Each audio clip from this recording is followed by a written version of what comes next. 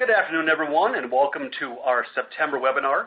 Our topic this month is how to boost profits using early buy and sell strategies. Our speakers today are Mr. Mike Webster. He's an SVP and a portfolio manager for O'Neill Capital Management. Welcome, Mike. Hey, thanks for having me. And Irusha Peiris, a product coach for MarketSmith. Hey, Jonathan. A perennial favorite. So our agenda today, we're going to talk about the market. Mike's going to give us some insights on what's going on with the current market. We'll move on to early buying strategies using alternative pivots. Then we're going to give you a sneak peek into some new research from Mike on how to get out early, an early selling strategy called the pivot day low. Very interesting stuff. And finally, we're going to end with some current examples. We often talk a lot about theory, but what we're going to show you are 4 examples in the last day or so which have broken or are about to break alternative pivots. So we're going to give you some live examples at the end of the webinar to show you how this stuff actually works. And of course, we'll end with Q&A. So let's start with some market overview. Mike, walk us through the market. Sure. Well, we know that understanding where you are in the market is the most important part of trading. If you don't have that down, you're going to be making mistakes all over the place. So you need to be in phase with the market. So we are in an extremely strong, resilient bull market right now. And let's just go over a little bit of a history, brief history of where we are. So we're looking at a monthly chart, and you can see on there the numbers on the bottom, and those are the bear markets that we've been through. You can see we had a huge run-up in the late 90s, and then you had the blow-off top and the bubble burst in 2000, and we had that devastating 78% bear market from 2000 to 2002. And let me tell you from firsthand experience, that was not a lot of fun to trade through. And luckily, I got to spend a lot of time with Bill, and we did lots of projects during that time because there wasn't a lot of trading we could do. So then we had that nice bull market from 2003 through 2007. There was a lot of money made here at the firm, and I'm sure a lot of people that are listening to trade during that time made a lot of profits.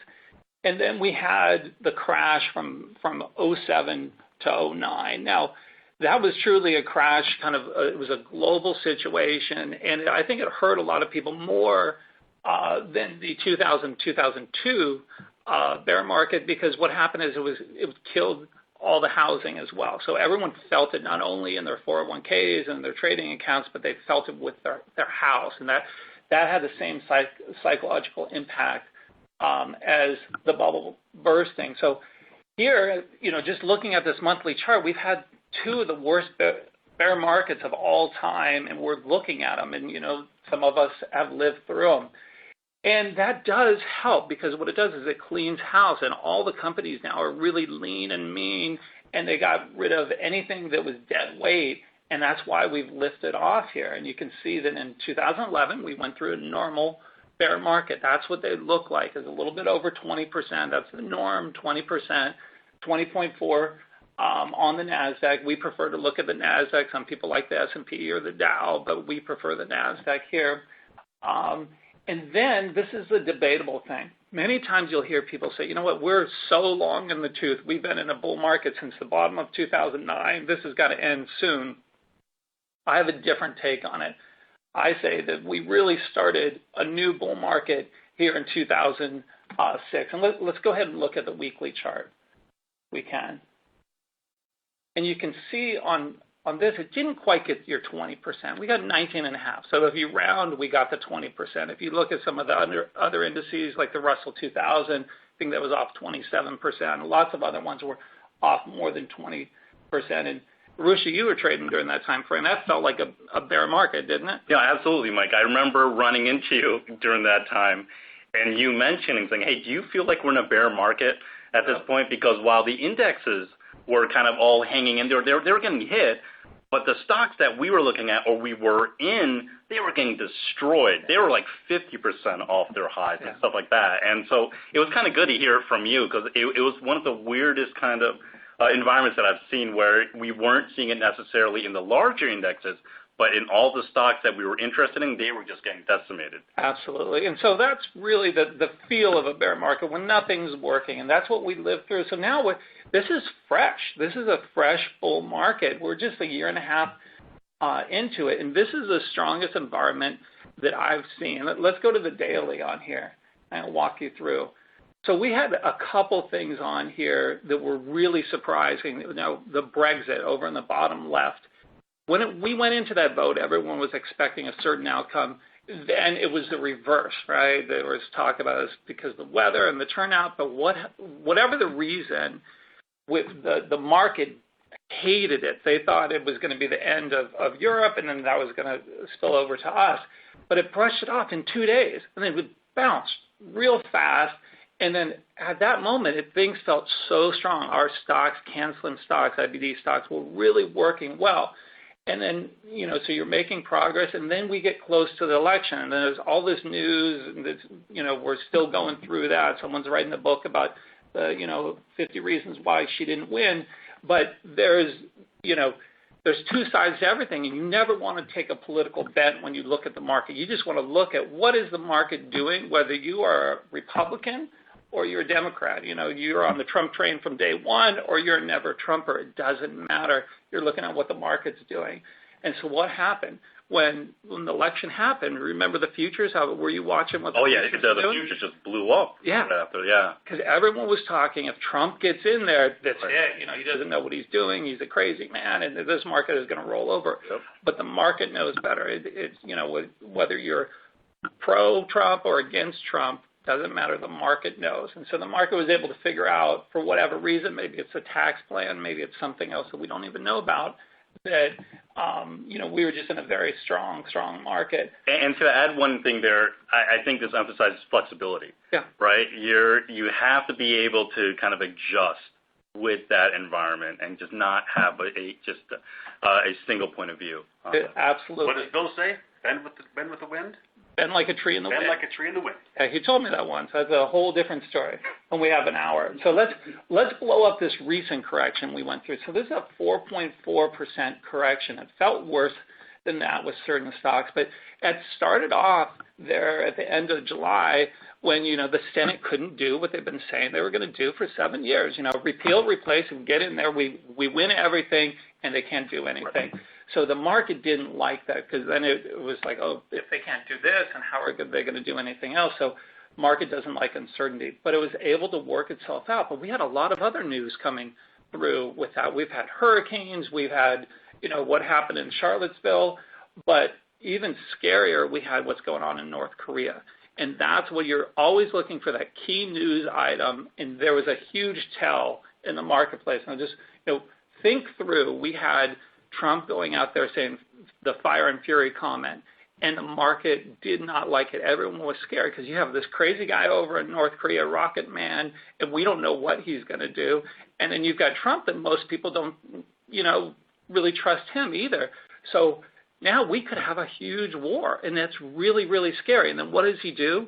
He shoots a rocket right over Japan. And I remember it was after the close, and all of a sudden I see my computer just flashing all this after-hours trading, and I'm going, what is going on? So I turn on the TV, and they say, the missile is over Japan, and everyone's like going underneath their desk like it was when we were growing up, and I'm like, oh my God, this is it. The market had 9 days of distribution. It was sitting right at the 50-day. It was like, this is it. And I was in the market. I'm like, oh my God, tomorrow's going to be horrible. Now let's take a look at the intraday. So here's an intraday. Normally in these things we don't look at intraday charts, but this is an hourly chart. And you can see there was this gap down in the morning because there was the reaction, and I thought everything was going to fall apart. I was just waiting to see how. I didn't do any trading. And then everything just lifted right away. It was like 5 minutes of selling, and then boom, straight up. Now let's go back to the daily. And you can see there was a follow-on each day after that. The volume was increasing. And this is August. There was never a volume in August. I look back at all the follow-through days and all the history of the NASDAQ, and, on a follow-through day, something key where you normally see a lot of volume. In August, there's never volume. In fact, there was only volume, above average volume in 1982 and 1984. So you don't expect seeing volume, but you've got volume increasing each day, and the market's going up. So lots of people were waiting for this above average volume to happen, but it's August, people on vacation. You just don't have the professionals in there. But that was your tell. when that missile went over Japan, scaring everyone in the world, saying, okay, now we're going to go to World War III, it didn't happen. The market was able to digest that. Maybe they looked at it and said, okay, now it's not Trump and Rocket Man, it's Trump, and now Japan is on our side. We've got South Korea on our side. Now more players. Doesn't matter the market, if that's the interpretation, but the market was able to brush it off. So this is a super strong, powerful market today. But you take it one day at a time. We don't make predictions about, what we think the market's going to do at the end of the year. We just look at what is the market doing right now. Right now, the market is as strong as I've seen it at least since 2007, and you need to trade it accordingly, but you need to follow it every day, read the big picture. The IBD writers do a great job keeping you in line with the market, and that's critical to read that every single day. All right, now we know the health of the market. Let's talk about how to sneak in early using alternative pivots. Mike, walk us through some of the advantages of using alternative pivots. Sure. Well, an alternative pivot is an advanced strategy, and it's for someone who wants to get an edge. There's a standard pivot that I'm sure everyone listening knows about, and that's when it's going over a line of resistance that pretty much everyone is going to see. But there's a little bit earlier areas of resistance, and there are a couple different alternative pivots that are out there, and we're going to go through two of them here.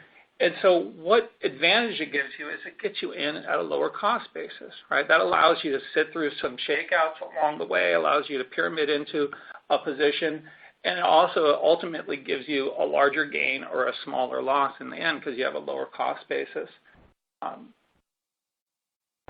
And now the first one we're going to talk about is the downtrend, and that's typically found within a handle of a cup and handle base or a saucer with handle. You can also use them with flat bases, but typically it's within the cup and handle family. And so what you're doing is you're just finding areas of resistance within a downtrend. The more areas, the better. And it really is kind of an art, not a science, and sometimes you're going to be using the ultimate high, sometimes you're going to be using the close, or just an area where it's traded a lot. And once it penetrates through that area of resistance, that's where you're starting your buy. Now remember, with IBD and following Bill's system, you don't do a huge purchase at first. You buy 50% of whatever you're going to buy. So let's say you're going to buy 1,000 shares. Start off, goes through your buy point, buy 500 shares. Goes up a couple percent, you buy another 300 shares.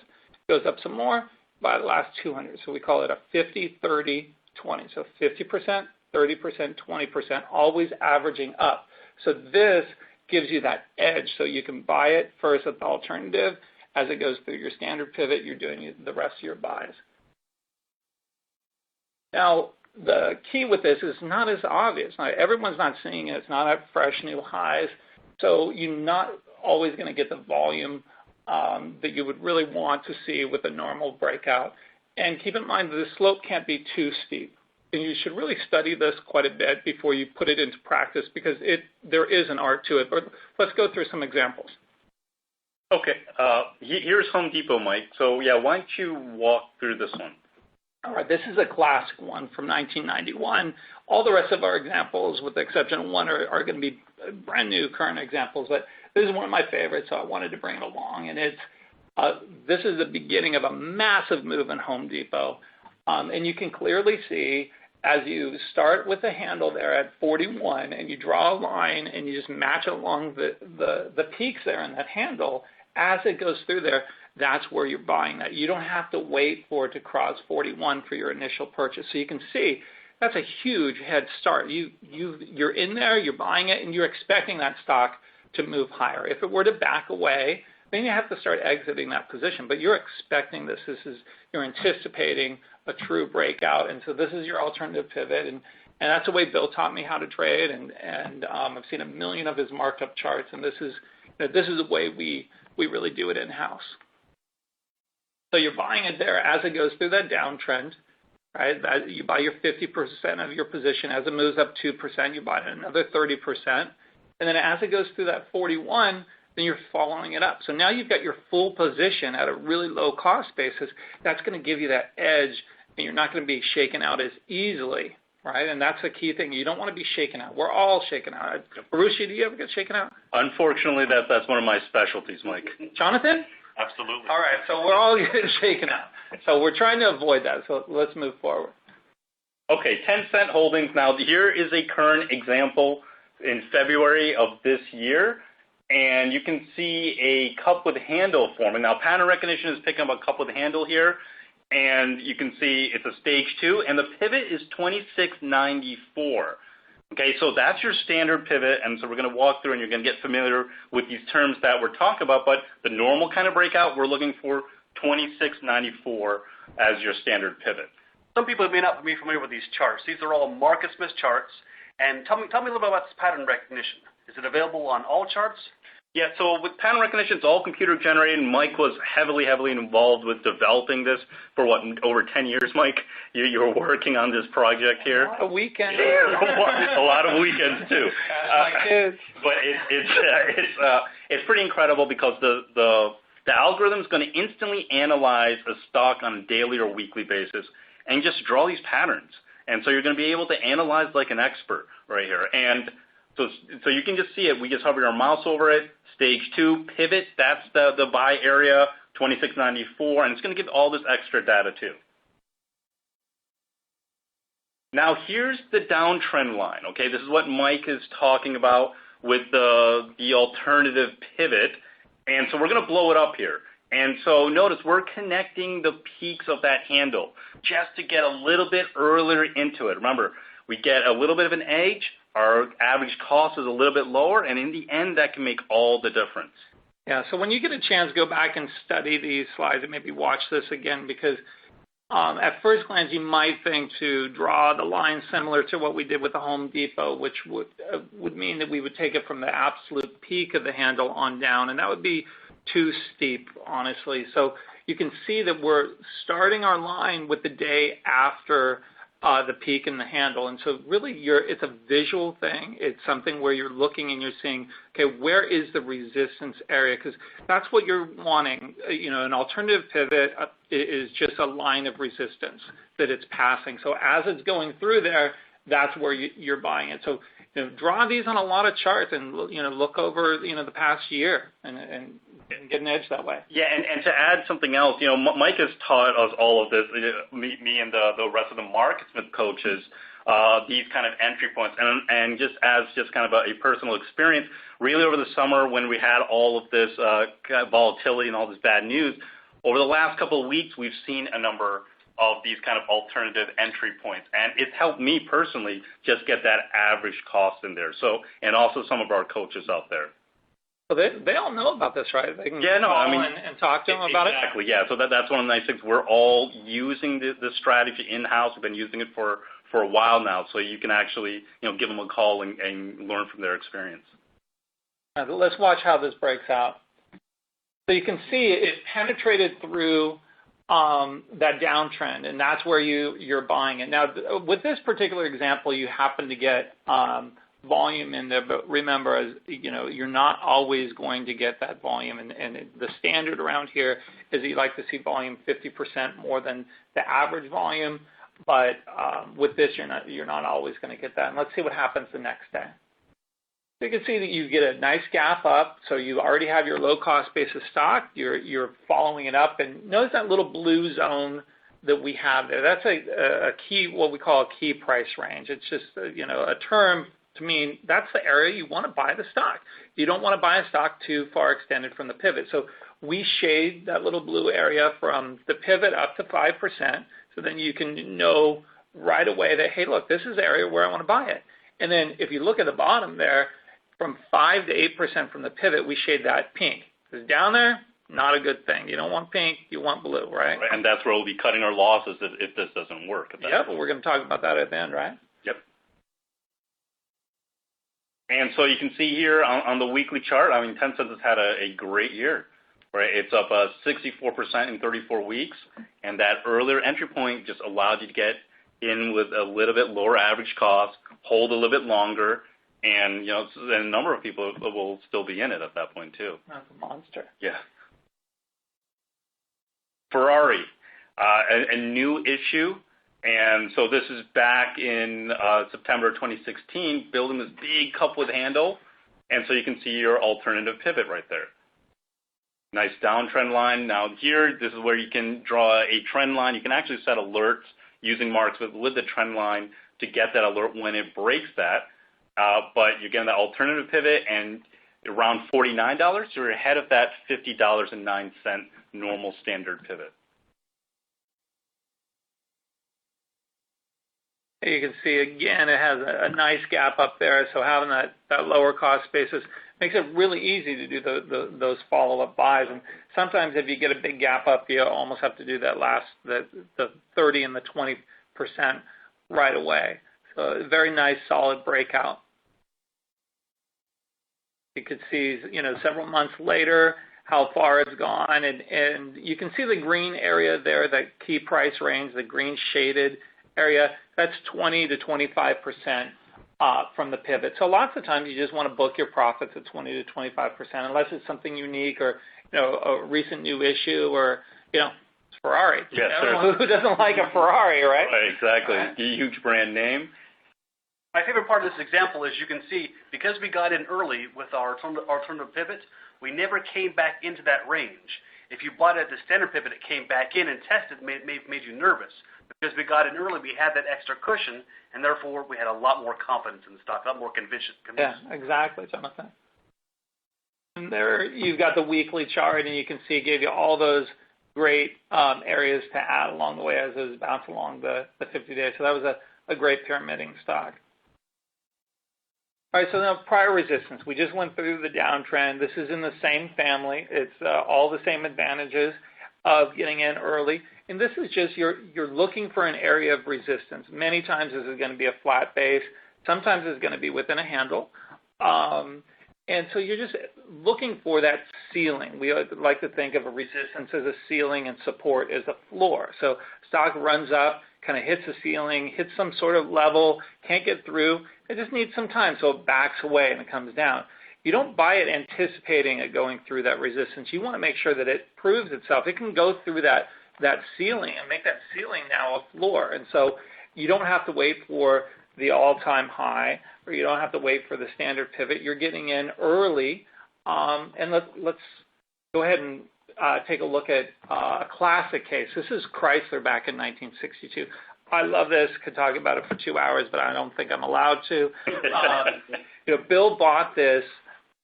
He bought 5,000 shares. He bought it along with Gerald Loeb. For any of you people who remember E.F. Hutton, that was him and great investor. And they were both buying it at that prior resistance. I remember him telling me there were 15,000 shares offered. He took 5,000 shares.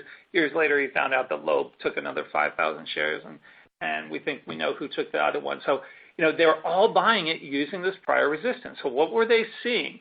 There's this giant cup with handle, and there was a Cuban Missile Crisis going on during that time frame, and so the stock, couldn't move higher, so it was forming this kind of double bottom handle, and it went up to that 58.88 and just backed away. That became the ceiling. They needed to get through that, so he wanted to wait and let it prove itself. So once it got up there and it was going through that 58.88, he just took those shares and then he added to it as it went through 60. So, I like having the Cuban Missile Crisis on there as a reminder. There's so much history in the market and nothing ever changes. And when a crisis ends, whatever it is, whether it's who's the next Fed chief, a hurricane ends, or what have you, always look for those stocks that run up the fastest, the quickest. That's on everyone's shopping list, and that's what the case was with Chrysler. It was a huge move. So let's look at some current examples. Fox Factory, and this is April 2017. And so the pattern recognition is picking up a flat base here, and you can see here the pivot. Normal buy area, the normal standard pivot, 30.15. But this is where we use the prior resistance. Okay, we're drawing a trend line there. You can set an alert on that trend line. And so you can see that resistance there, just like Mike talked about the ceiling. Yeah, so, sometimes it works out with the way we have what we call marked highs. It's just where you see a label of a high point on there. And so, go back to the blow up real quick, Jonathan. So that 28.95 that the computer already prints for you, that happens to be your area of resistance. So you're looking for it to penetrate that. So it doesn't mean if there's a number there that you use it, but typically it is. And so it makes life a little bit easier. So you're just waiting for it to go through that. and let's see what ends up happening. So it merges there, and there's your alternative pivot. So this is your first purchase, your 50% of the position you're going for right here at this time. And then there's your standard pivot. Now, another thing here, if you look right below, there's a blue dot being highlighted. What this means is that the stock is breaking out, and it's also becoming more of a leader in the market, okay? The relative strength line is hitting a new high. So we use that line as a confirmation tool to tell us if the stock that's breaking out is actually a leader in the market. Yeah, something that Bill would drill into our heads, all the PMs, is that RS line is going into new high ground, especially if it leads. If it's in the new high ground, that little blue dot is on there before the stock is at new high ground, you better pay attention to that stock. That is, by definition, it's a leading stock. Doesn't mean it's going to work out, but you're trying to put the odds in your favor. That's an edge. We decided, you know what, let's just highlight it. Make it easy for us. Yeah, right? We would always forget about it, yeah. And let's let the computer do Yep. it. And so you can see it merged out, went on a pretty nice run, and look at this, forming another flat base. You're setting your resistance, you're drawing your trend line again, and this is a nice character of the stock right here, right? It formed another flat base doing the exact same thing. As you're drawing your resistance, it's emerging out of that. Well, let's just stop at this for a second. You know, study where we drew that line, because, you know, you would think that you would just draw it right at the peaks there of those pink bars, but actually what you're doing is you're trying to find that level where it's truly the resistance area. So notice how there are a few days where it closed right at that level. That seems to be the area where, you know, it's having trouble getting past. So that's the ceiling. And so it's not always that ultimate peak price. It's really getting through, you know, where is that area where it gets to that price, people sell into it. Yep. That's resistance, and we're trying to get through that. So those are, you know, just slightly earlier than if you use the ultimate highs, but we are trying to get an edge. That gives you an edge. And so it merges out of there, so you're getting in before that $34 price point, your 50% position here, and then you're completing your position at the standard pivot. That's a nice move. And you're right at the green area. So from that last flat base, you're up 22% at that point. Take two. Take two software, and so another flat base is forming, and you can kind of see a smaller little resistance area here. So what's nice about this is you can see, you know, this resistance area, and the stock is sitting right on its 50-day moving average, which is a whole different topic, but it gives it, you know, a really tight floor. So you'll know right away if this stock doesn't work out, you know, that you should be backing away. So you've got this little resistance from a few days ago, about a week ago.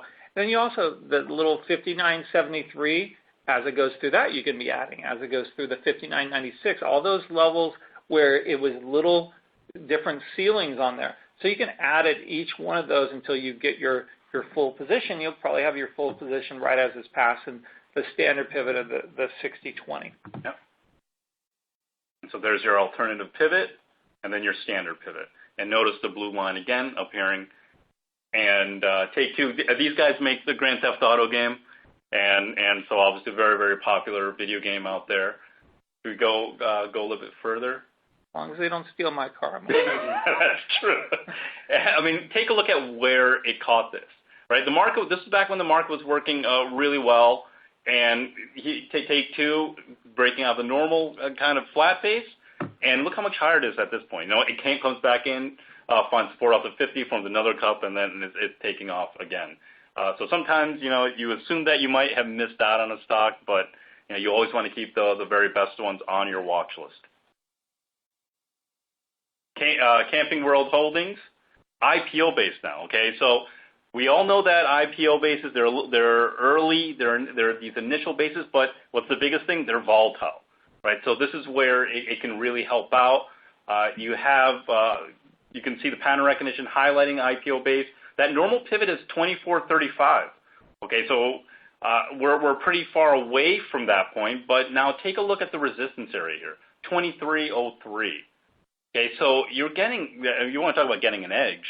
Here's a really nice. In this particular case, normally with IPO bases, you're just going to be buying at the standard pivot because, as you mentioned, it does come along with extra risks as well as extra rewards. But with something like this where it's that different between your resistance and your standard pivot, you want to get that little extra. So you want, because when these things start moving, they typically move pretty fast. So the more of an edge you have, the better. And so let's see what happens. Wow, it happens all on the same day. So you're building your position throughout the day. Now, we don't have the intraday chart to see how it really played out during that day, but imagine as it's going through that level, your resistance area, you're buying it. It's super powerful. It's moving, and it hits that standard pivot on that day, and so you pretty much have your full position. Right. And you're probably around 23.50 as your average cost. Yeah. A little more around there. Let's see how it plays out. So, it wiggles around for about a week, and if your cost basis, if you started buying it at the standard pivot, that would have been, not the most pleasant week in the world, not the end of the world, but, it's not the best time. But with that little lower cost basis, it makes it the ability to stomach that easier. And then here you can just hit the gas pedal. If you want to buy some more, you can buy a little more. Never get carried away, but, it's proving itself, and let's see what happens. Marcus. Well, we were talking about, we both, for those of you who haven't watched the Profit on CNBC, Marcus Lemonis, this is his company that he runs, and it's such a great show that we found out we both like. Yeah. My dad turned me onto it. He kept saying, have you watched The Profit yet? Finally did. Now. I mean, honestly, because I looked at this and I traded this in the past, that was a huge positive when I saw him because I believed in him because I've seen how he helped out all those other companies. Yeah, he's a very ethical man. Okay, we talked about sneaking in early, 2 strategies to sneak in early. What about exiting early? A lot of us have a hard time selling stocks, and we get caught in the 7-8% range, and that can add up. So how do we get out early? Well, you know what? This is something I've been using for, I kind of started this, what we're going to talk about, in the late 90s. And it really came about from reading Bill's book, and it was before I was working with him. And he says, okay, cut your loss maximum 7 or 8%, but your average loss should be 5 or 6%. Well, what? That doesn't make any sense. So your ultimate line in the sand is 7 or 8. But your average loss should be 5 or 6. And then later, when I talked to him, I was doing workshops with him, he'd tell me, well, his average loss is really 3 or 4%. So you need some way of getting out before the 7 or 8. 7 or 8 is, that's that line in the sand. When it gets there, you just sell it. You were wrong. You can buy it back later if you want. So how do you get that edge? How do you start scaling out? And really with selling, what I found is it's not an all or nothing. Whenever I do an all or nothing type of trade, typically a mistake. So you want to gradually get out, and you're looking for warning signs. And this is a warning sign that that I noticed years ago. And it's really, is a stock following your expectations or not? And is the pivot day low? And so the criteria is, when a stock breaks out and it goes through a standard pivot, this isn't the alternative pivot, standard pivot, it should hold that low. Shouldn't really close below that. If it closes below that, many times that stock just needs some time, or it's going to break wide open and get ugly, or it just might set up and give you a later entry. So that's your first warning sign. The old saying on the street is your first loss is your best loss.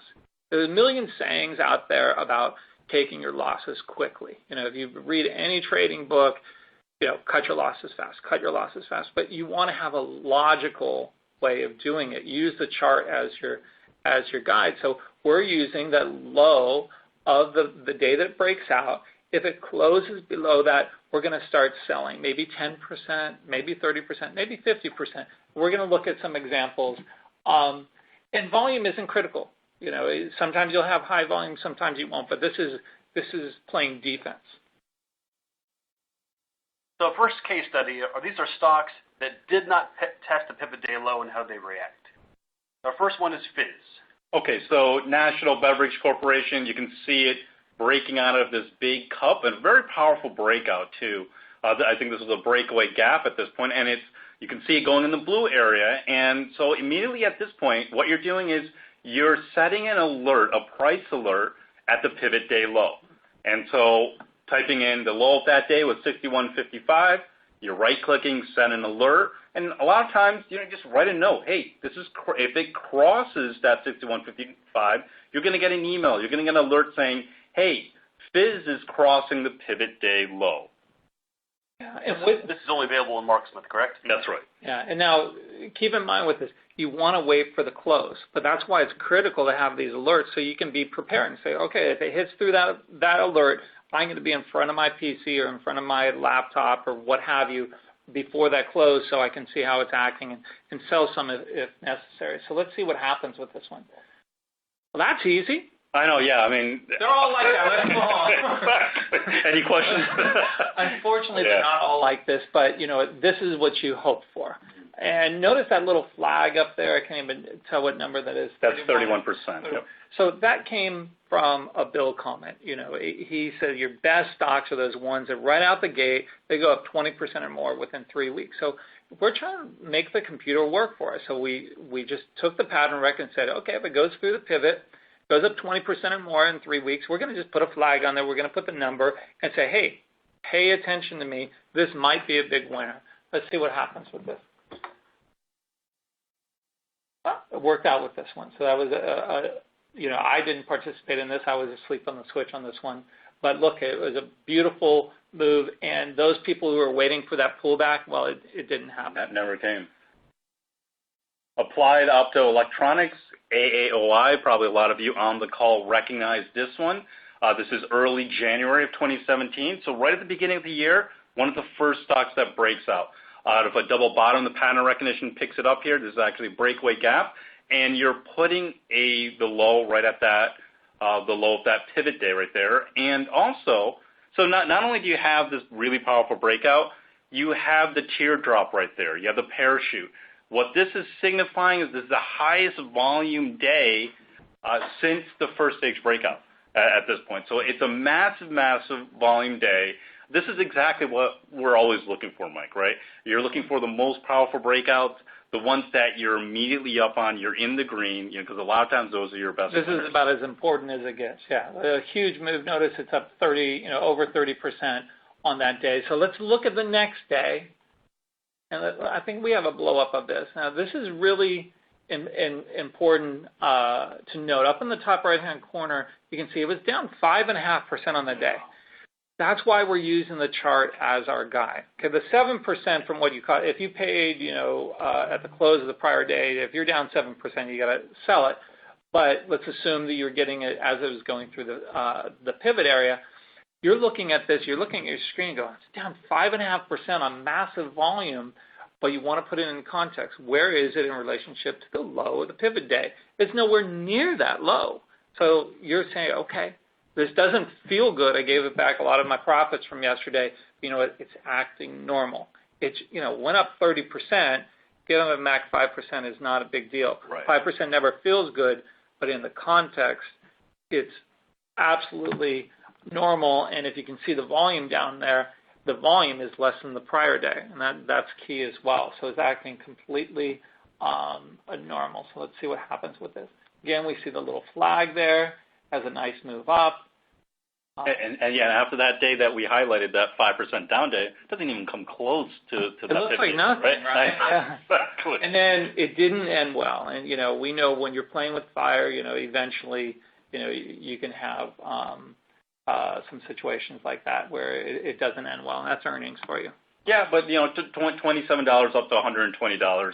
Not a bad situation. Not about as good as it got this year, yeah. What goes up must come down. That's true. All right, let's talk about some stocks that test their pivot day low. The first one is Weight Watchers. All right, so Weight Watchers here, you can see a cup with handle breaking out. You have the RS line, that blue dot, also telling you that it's becoming more of a leader in the market. And look at that next day. Coming back in, slightly undercutting, and then closing. Yeah, so that's normal action. When I first came up with this back in the late 90s, I would sell it when it breached the low until I realized, that was kind of a sucker trade. Mm-hmm. And if it does end up falling apart, you get your best prices. But really, it's how does it it close there on that day? So, this is normal action. Bill would look at that and say it's not, there's nothing, no reason to take any action at all. Let's see what happens. Wow. That lifted, see the 41% within, the 3-week time frame, massive move. I mean, who would have seen that coming? What was that? There was that big news on that one, right? Was that Oprah? I think Oprah was coming in and buying shares of it, or buying like 10% of the company or something. She has a massive impact, and look, another market leader. I mean, that was a beautiful move. See what else we have. Now, what about when they actually undercut that pivot day low? How do we react? Let's look at a couple stocks. First one's Toro.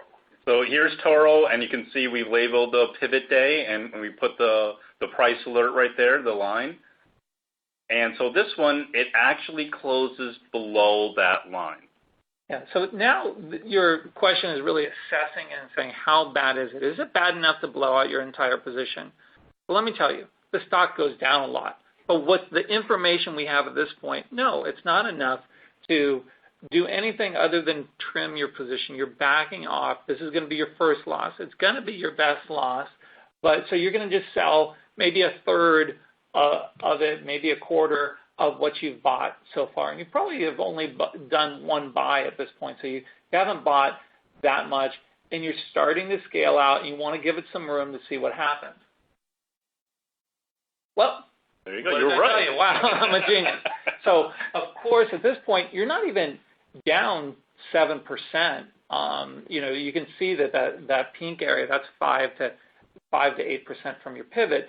But you look at that chart, and it just tells you, okay, that breakout completely failed. You don't have to wait for that 7 or 8%, and you sold some already. Makes this sale a little bit easier. Sell it, move on, don't look back. Yeah, in the top right hand it says 6% from pivot, so it's calculating right there.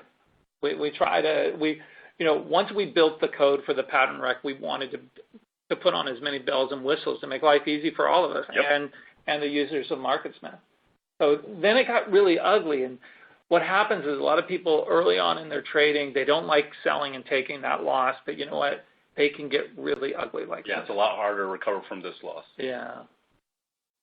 H&R Block, breaking out of the flat base, and so it's reversing and you're closing below. Yeah, so this one is a little bit more dramatic, and you notice it closes below the pivot day plus the low of the prior day, so it's a little bit more widespread for this particular stock, and so you're going to sell a little. You don't have to exit your entire position, but you've only bought half your position anyways as it went through the pivot.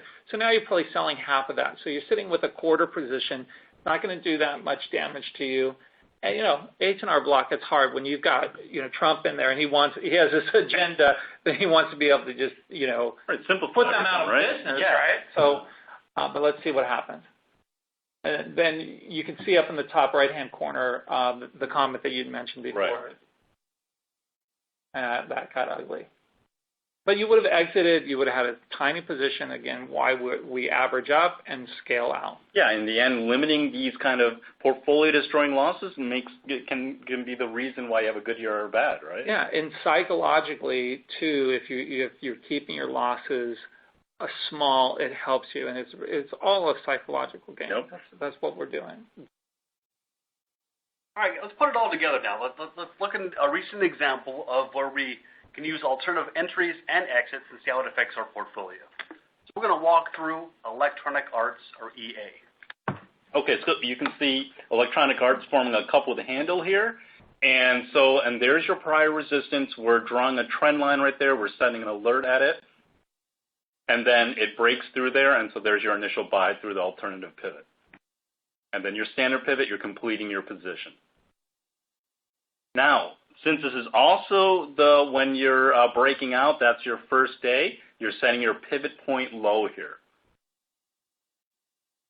Now you're undercutting and closing below, and so this is where you're going to lighten up a little bit. So this is where the flexibility comes in at this point, especially when the market might be a little bit more uncertain and things like that. That's what I like about this. Yeah. So again, you don't have to blow out a large part of your position. You're just backing away from some of You're just being flexible, as Jonathan said. Be like a tree, bend like a tree in the wind, right? So we're selling some. We're on the defense until we're on the offense again. So let's see what happens. Well, this is a very important day. Even though we didn't get the volume, this is what's called an upside reversal. You clean out some fresh lows, close the highs.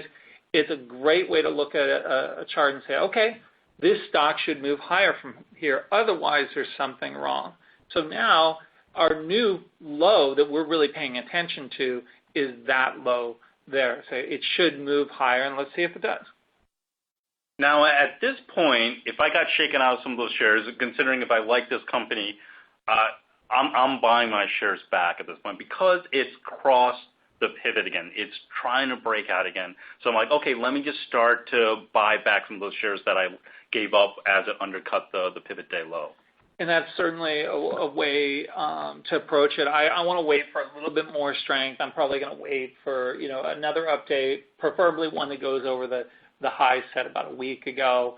But if it goes through there, and it did, now I'm going to buy those shares back. My cost basis is a little bit higher than yours, but that's why this is, we're being flexible, and this is an art. And Bill taught me that, if you're shaken out of a position and it gives you a proper entry point to get back in, buy that position back plus some. Be on the offense. So if I originally had 1,000 shares and I sold it down, when I get back, I'm going to buy 1,100 shares. Not 2,000, just a little bit more, 10% more. Put yourself in the driving position. Be on the offense.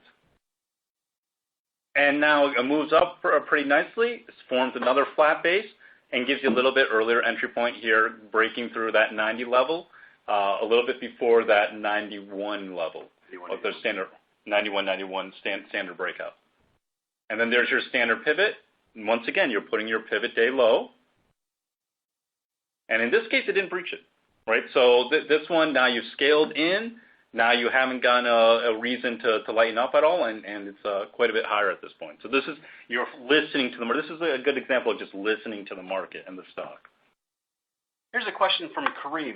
On the sells, do you act before the close, after hours, or wait for the open after the signal? Great question, Kareem. You want to go as close to the close as possible. Definitely not in the after hours, and you don't want to wait for the next day. So you're trying to get that edge. So what I would do is I would look at it in the last 15 minutes of the day, and that's when you're going to be making this particular decision. All right, let's talk about how to put this in action. The theory is fantastic. We looked at a lot of examples from this year. How do I do this now? How do I use MarketSmith to find these early entries and early exits? Well, generally, the place where I find my ideas, the first stop is the Growth 250 because it just does such a great job and over the years. Now, Mike, why don't you explain this because I saw you sit next to me for a number of years analyzing and developing this product. Yeah, Scott O'Neill had asked me, put together a one-stop shop list, and so I said, okay, no problem, and it was a problem. It was a little bit more involved than I thought. So fast forward 2 years, and it was about 30 different screens, and we have a screen for IPOs, we have a screen for top return on equity, just top performing. We got all sorts of screens. We boiled it down into the pond you want to fish in. I use this almost exclusively. Probably 95% of my trades are from this list. Occasionally there'll be something off the list, but this is the pond that I want to fish in. Do not think every one of these stocks is going to work out. This is the pond you fish in. You go in and, instead of looking at 5,000 stocks, you're looking at 250 stocks. And so it makes life a lot easier. And these are the canceled names that are going to be, in position or, really leading the market. Now, for those of you who don't have as much time to go through 250 stocks, now I do go through all 250 stocks on the weekend, but these smaller reports, they're huge time savers. So what we're doing here, we're taking pattern recognition and just having it go through the Growth 250 list and putting these smaller buckets. The actionable list here, breaking out today, you can get alerts on it when stocks within the Growth 250 are breaking out on that day. Recent breakouts, you can take a look at over the last 15 days how they're doing. Now, the near pivot, this is the one we've highlighted today because this is the list we go to to use these alternative entry strategies right here, right, to draw the trend lines, to get the alert. And guess what? There are 28 stocks on this list right now. So we're going through those and seeing if there are prior resistance or it's a sign of how healthy the market is. Exactly, yep. Now, of course, tight airs and power from pivot too. So these are great lists, but the near pivot is the one that we're really focusing on. And these right are now. just some of the reports available in MarketSmith. Yeah. These are all pre-screened based on Mike's already 250 strong stocks, and now we're narrowing down further by different categories. So as Irusha said, we're going to focus on the near pivot because that's where we're going to find all alternative entries. We've got 4 stocks that are on this list now that we're going to talk about. The first one being Grand Canyon. So here's Grand Canyon. It went from $40 up to $80. And so you can see pattern recognition picked up a cup at that $40 level out of the breakaway gap. Then it formed a flat base, and now it's currently also forming a flat base. Here is your prior resistance. And so you can see it actually emerged from it yesterday. You can see that alternative pivot at that point. But, you draw your trend line alert, you set it. We got the alert yesterday as it came through here. Yeah. So with this, I haven't done the fundamental work on this one, but, if this alternative pivot is going to end up working out, it should pretty much go up tomorrow. And that's what you use in the chart. The chart gives you an expectation. It should move higher tomorrow. If it doesn't, then you still watch the stock. But it broke above that yesterday, as you said. So now, Joe said, "Are you worried this is a late stage base?" Okay, fair question. So this is a third stage base. Now, how do you know it's a third stage base? Well, if you see on the in the little box there, it says 3B, and it's the 5th base that it's had, but 3B means B is just a base on base. So we go A, B, C, D, E, and so on. So it's a third stage base, and no, I'm not concerned about that. If I could have everything I want, I would have done the first stage base early on in the move, the little cut down there. But no, in the context of this move, that part does not bother me. It's always the context of looking at it and how carried away did the stock get. If it had a huge move and then had a third stage base, that's different. But the fact that it built a base on a base, that seems to be the character of the stock. That doesn't bother me. That's Grand Canyon. The second one is the Toll Brothers, TOL. Toll Brothers, you can see in a resistance area, the alternative pivot around $40. The pivot is 41.07, so that's your standard pivot. So this is setting up right now in the near pivot list. Yeah, this has been a strong group. You've got the NVRs out there that are have done well, and this group looks like it's going to go, and then it doesn't go. It looks like it's going to go, but here's your point. It's going through that resistance area, so it should move higher from here. And so if you're going to be trading, if you do all the fundamental work on it and you want to get into it, if you're going to get into it at 41.07, it looks like now's when you would want to be getting into it. So if you're making the decision to buy, and we're not making recommendations today, we're just saying if you're going to buy it, you're going to buy it here to get a lower cost basis. The next one is Monolithic Power, MPWR, and this one has a different one. This has a downtrend line. Yep, so it's forming a cup right now, and you can kind of see this downtrend line forming over the last week and a half. Maybe it's putting a handle here. We'll have to wait to see what pattern recognition says. But that's what that's what we're seeing right now for the shorter-term resistance. Yeah, so probably by tomorrow it'll have enough days in there for the handle to be drawn, but that is your downtrend on there. And you can look at the character of the stock. It tends to hug that 50-day, which is your red line on there, and just builds base after base.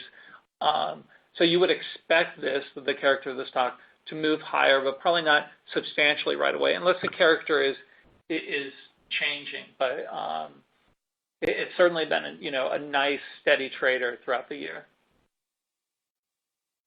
And finally, the F in the FANG stocks, Facebook. So yeah, Facebook forming a flat base, and then you can see the normal pivot is 175.49, and this is forming a little bit lower than that, probably around 173.5 at this point. Now, full disclosure, I do own a position in Facebook, but it's setting up, again, it's gone on a pretty nice run. It's done quite well this whole year, but there's your kind of earlier entry point, your alternative pivot potentially something up here. We'll have to wait and see. It's actually the high of that pink day. It's 174, so it's $1.49 lower than the standard. So if this is going to work, it would give you an advantage in jumping early, but it has yet to cross that. Yeah, so that's your edge. If you're trading Facebook and you're wanting to add to it, let's say you already have a position, you're wanting to add to it, you'd be going over that 174, you'd be adding some as it goes through, your standard pivot, you're adding to it. If you want to initiate a position and you've done the fundamental work and you've decided this is a stock that makes sense for your portfolio, then you're buying it through that 174. Now, if you look, I think we printed this chart probably about an hour before the close, and I think it moved a little bit higher. So typically with downtrends, we look at them within handles, but on this one, it looks like it was just piercing a little downtrend that we don't have drawn on there.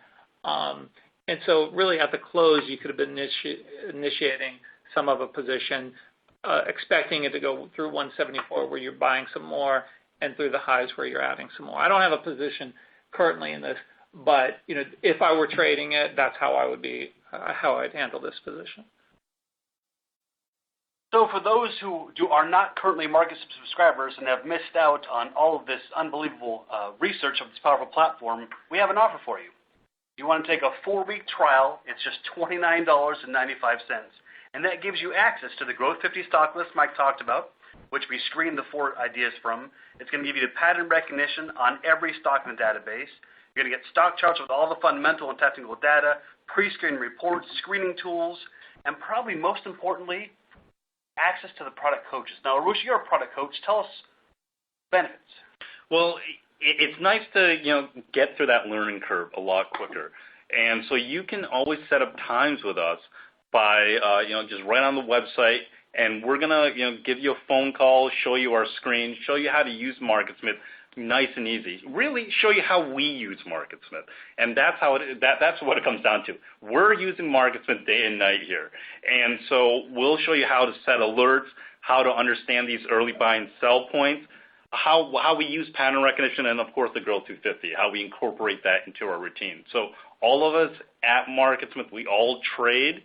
And we've been trading for years, and so we have that experience that we've been sharing. And actually, a lot of us have been coaching for years and years, too. So you have a great team. I mean, Irusha runs the coaching team and really all of MarketSmith, and you've got a fabulous team, really knowledgeable, a lot of depth there.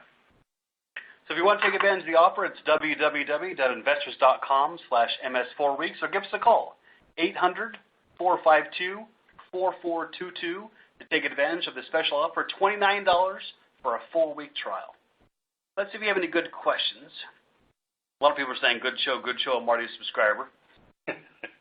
Thanks for your subscriptions. Thank you.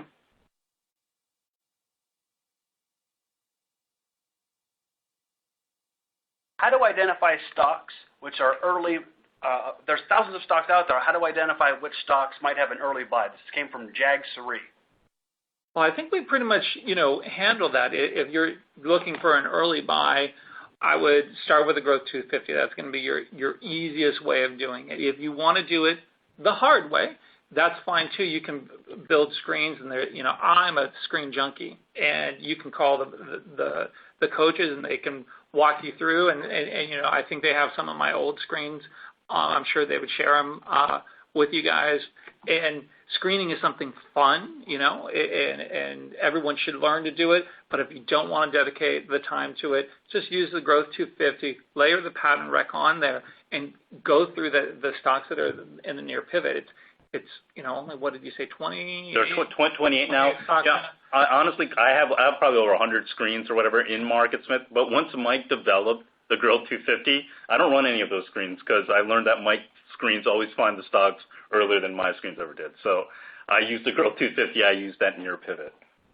Chuck wants to know, if you're already a MarketSmith subscriber, how do I add on the Growth 250 and pattern recognition? Charles, give us a call. We can give you a heck of a deal because you really are only using half the tool. The power of the platform is that pattern recognition and the Growth 250 that Mike worked on. It's really going to complete your tool, so give us a call. I'm a little biased, but I wouldn't use it without it. That's true. There are literally 20 questions saying, I came in a little bit late. Will this be archived? Absolutely. This will be archived. Give us about 24 hours. It'll be up on investors.com.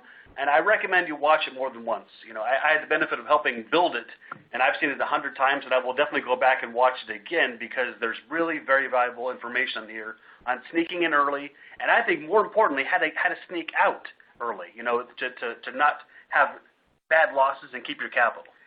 Let me make a suggestion. As you go through it, what I would do, and this is how I always did things working with Bill, is I would then pull it up. So pull it up in MarketSmith, and there's a change date feature there.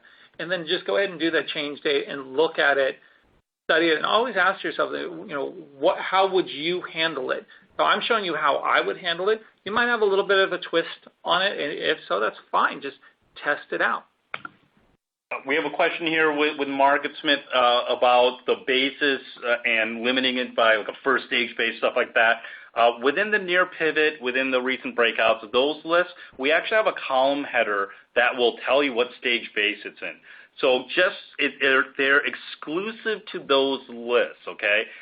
You can sort it by that. So if you just want to see the first stage bases, you can sort it by the stage count and then just look at the first 5, which were probably first stage bases. James asked, Mike, do you use pattern recognition? Well, I wouldn't have spent all those if I did. Yeah, you know what? What I wanted to do is use it to speed up my life. And so we added all those bells and whistles on it. And so rather than doing the calcs that I would do before, is how deep is the handle, how deep is the base, what stage it is, like we had that one question, I can quickly look at it. So it saves me so much time. And,